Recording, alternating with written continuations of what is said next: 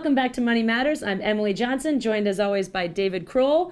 And we are discussing a multitude of topics this week. There's lots and lots to talk about. I know David wanted to specifically hone in from here on, I believe it was some of the conversation around tariffs and immigration and what that could potentially do to our economy. And even though we've seen the market fly, we could see it stall based on a few factors around here. And there's so much to talk about, so we'll try to hammer it out in a couple of minutes with your wisdom and foresight. So this is one of the mega topics that I find very little understanding of or truth spoken about. It's a hot button. Trade deficits are a hot button. Immigration is an enormously front of mind topic because of Mr. Trump and because of the Republicans and their position. Think macro. Think of the moon influencing the tides on Earth. Mm-hmm. Which created a hurricane, so we're tying this all back together. So we're going to move it down again. Then think of your early science lessons in school, and if you have a tub full of water and there's just a slight change, then waves move back and forth. In other words, there's an enormous effect caused of wave action by the moon on the Earth, by a tub of water. And we really do need special effects behind us today. And it's what's important about this is that the immigration debate and the trade deficit and trade balance debates are extraordinarily partisan and extraordinarily misinformed, because you're always able to pluck one fact in isolation out of the whole mass of facts and make your point very elegantly. It's really much more of a balance. We have a world economy and we have a national economy, we have trading partners. These are all delicately balanced relationships that are multifaceted. Let me give you some easy examples. You'll be interested to know that trade with Mexico is about $600 billion a year. That's total trade. That means that $230 billion of exports, of U.S. exports, go to Mexico. In other words, the Mexicans buy $230 billion worth of our goods. We buy 280 million of Mexican goods. In other words, it's almost balanced. There's a $50 billion trade deficit, and depending on who's measuring and which month and over what period, the estimates are anywhere from 50 to 60 billion. The Chinese economy is a larger economy. Our relationship with the Chinese economy is approximately a $900 billion relationship, in which, it's actually much more interesting than that. It's actually about a $700 billion relationship, only slightly larger than our relationship with Mexico. So China is a bigger trading partner than Mexico, but only by a little bit. And this is just taking into consideration, and I'm sorry to interrupt you, but just taking into consideration goods. It's not goods and services. But it's not, is it labor as well? And goods, services. So U.S. companies paying jobs in China and paying jobs in The total economic relationship with China is a $700 billion relationship. There, however, the U.S. exports, the goods and services bought by China, are approximately 120 billion, and the goods and services bought by the United States are approximately 550. So the trade deficit is about $400 billion, the so-called trade deficit. But it's very interesting that China and Mexico are almost equal trading partners. From a magnitude standpoint. Yes, right. From a total economic impact point of view. You have to look at total economic impact. You can't just pluck one number. Right. Because that's the delicate balance. But true, but the difference, and I'm really not playing devil's advocate. I'd like to go on for a moment. I'd like to go on for a moment. You go.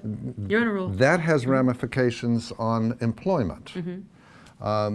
There are 5.8 million undocumented workers from Mexico in the United States.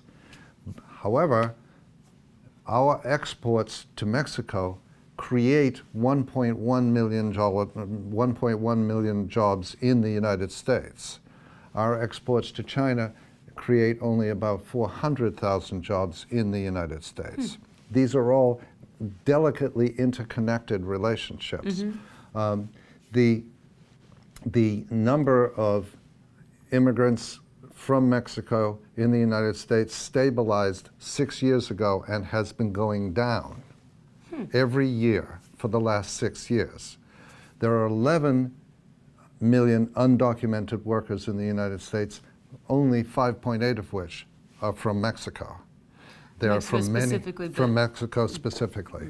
So there's the economic relationship with Mexico is in fact a very critical one for the United States. It is the third largest total relationship that we have as in the United States, and it's very, very close to numbers 1 and 2, which are China and Japan. The disruption of that relationship instantaneously costs hundreds and hundreds of thousands of American jobs, because if you ratchet down U.S. exports to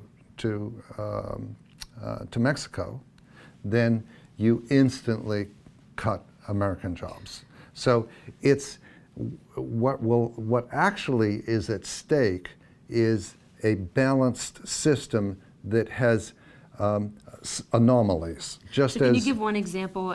Are we talking about Coca-Cola products? I mean, there are jobs here that are generated. I mean, just to pick something that is, common man knowledge, that this made here that is commonly exported Actually, to Mexico. what's made here and exported to Mexico would be Caterpillar tractors. Okay.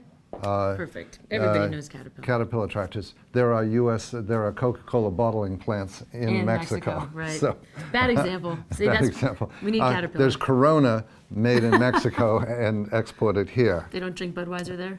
And tequila. So there would be an imbalance of another kind if the economic relationship was disturbed. The last point, and I didn't mean to stop you, but it's what I'm trying to create is a ball of issues or a tub of delicately balanced water. The moment you introduce a tariff, there are a ripple effect over the surface of this tub of water or the tides. We know the impact of the tides.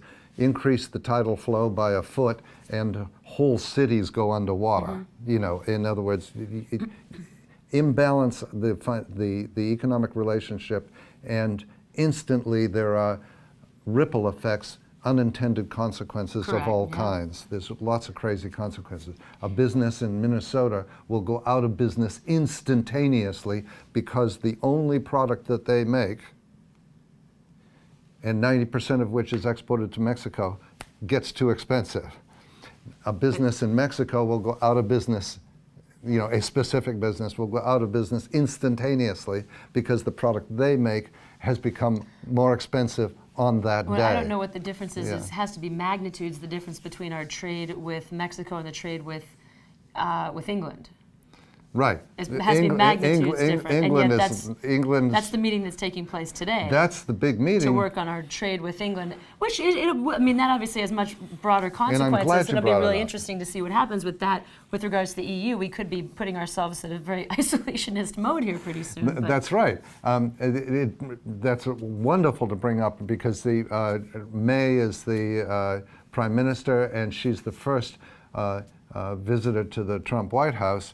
That sends a big signal. It sends a big signal to the rest of the world about trade relationships.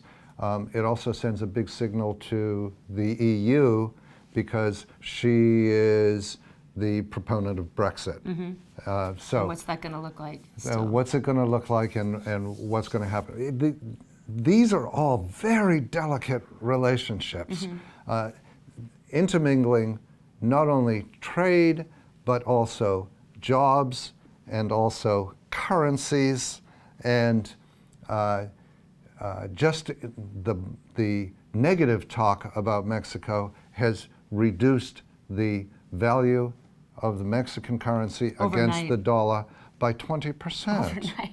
And that's extraordinarily an adversarial, unintended outcome.